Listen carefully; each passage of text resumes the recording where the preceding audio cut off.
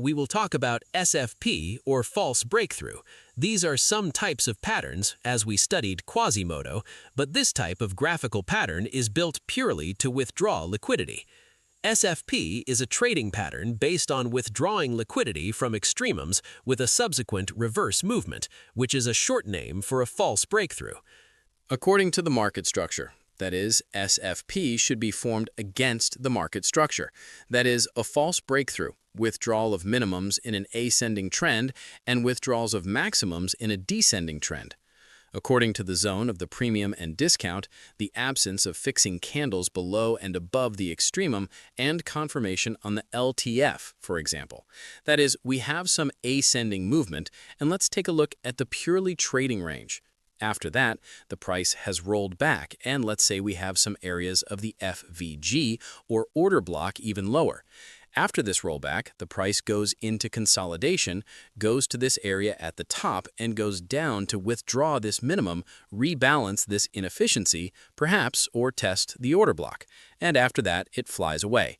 That is, this withdrawal of minimums when fixing a candle above this area, that is, with such a shadow down, will be a long scenario or an SFP in an ascending structure. And if, let's say, this scenario is on the hour, we can go to the minute time frame, find this confirmation on the LTF in the form of the same quasi-mode, or just a boss rollback to the discount zone and buy. And the same example of SFP in an ascending structure, that is, when we have a maximum withdrawal and a downward movement, and accordingly, the same confirmation when withdrawing some local maximum in the premium zone. That is, liquidity work happens constantly. You will see constant withdrawals of maximums and minimums.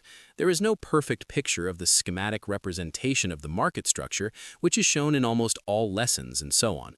There are very often cases when order blocks can break through the shadow, when minimums that seem strong to us can be broken through by a shadow, SFP is formed, and so on. Therefore, it is very important to observe risk management and make a deal on the LTF after the formation of an institutional order flow in the necessary direction for us. And when does an institutional order flow form in the direction necessary for us? Not just through the boss, but when we see a boss, a rollback of the FVG overlap, another boss, the formation of FVG, and accordingly, on the second FVG, we can enter more conservatively. And the same here. Range, or the same ping-pong with BSL, SSL liquidity, forming the range. The trend movement can stop at a certain range, that is, the price is not always either in an ascending or descending structure, and after some manipulations, it can either continue to move or turn it over, or rather unfold it. It is usually formed by a movement against the main trend, and both extremes are weak. The exit beyond these extremes is called a deviation. Usually, the deviation comes to the order block of FVG, or there is simply a removal of BSL from the liquidity. That is, we have liquidity here, it is removed, and at the same time, the price either tests the order block of data or blocks the inefficiency, which may be here. After confirming the structure on the LTF, you can make a deal with the goal of the next deviation. The reaction from 0.5 range is a confirmation of the correctness of the range construction. So let's analyze this in detail. It is usually formed by a movement against the main trend, and both extremes are weak. That is, look, we have an ascending movement, and at the moment we see the formation of a weak maximum, and a downward movement, which in fact is also a weak minimum, after which the price begins to consolidate. Our task is to pull the correction tool on Fibonacci from this maximum to this minimum, because it is weak and it is weak, and look at the reaction from the equilibrium. If we see that the price near the equilibrium does not give a reaction but can break through, but gives some reaction from this level, then most likely this range is valid, and you can expect a deviation with a removal from the bottom and from the top. As we see in this schematic example, the price removes this liquidity, comes to some zone here, we have this very deviation, and we see the internal structure. That is, we already have an ascending market structure, but the internal structure of this downward movement, we see its break. And after this break, we can make a deal with the goal of the next deviation to the top. Often, the price, such as small tip, with an ascending trend, it first forms the extremes of this range, removes liquidity from above, then from below, and then continues to move along the trend, which is, let's say for non-professional traders, even smart money traders, a boss, a break in the structure, and so on. The context of the higher time frame and the understanding of working with liquidity is very important. The exit beyond these extremes is called a deviation. Here it is a deviation, here is the second deviation. Usually, the deviation comes to the order block of the FVG, or there is simply a removal of BSL from liquidity.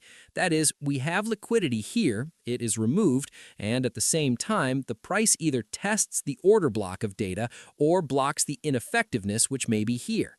After confirming the structure on the LTF, you can make a deal with the goal of the next deviation.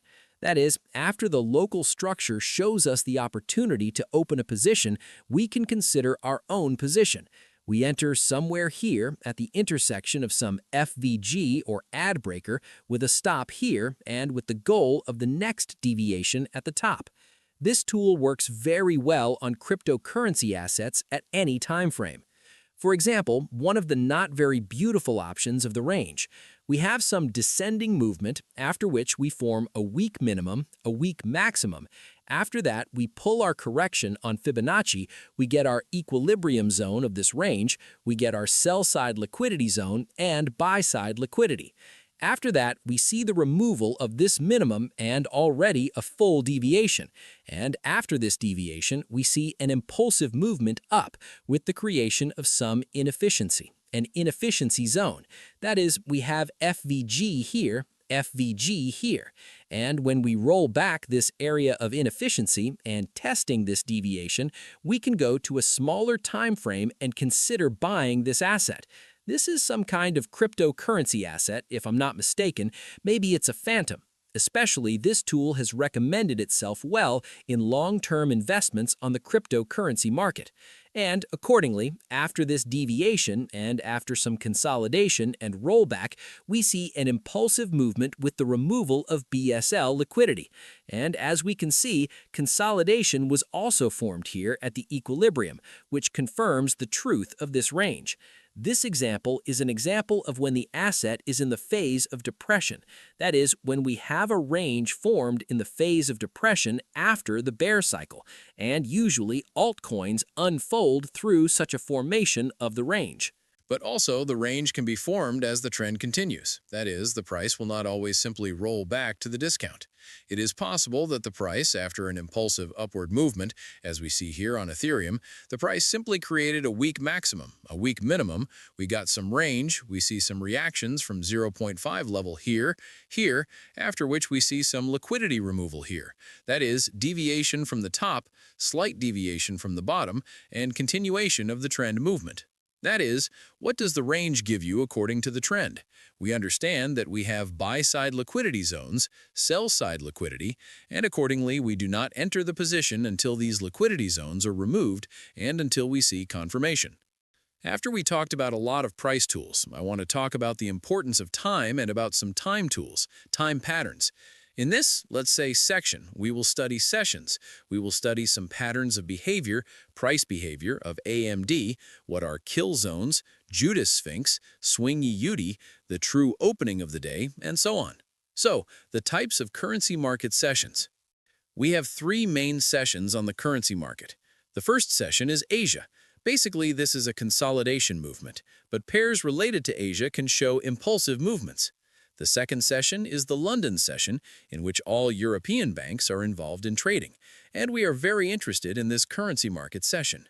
The next session is the New York session, the most liquid and aggressive session, during which most of the most important news comes out. The intersection of the London and New York sessions is the most volatile gap. We know that there is constant manipulation on the market, and the sessions and manipulations are closely related to each other.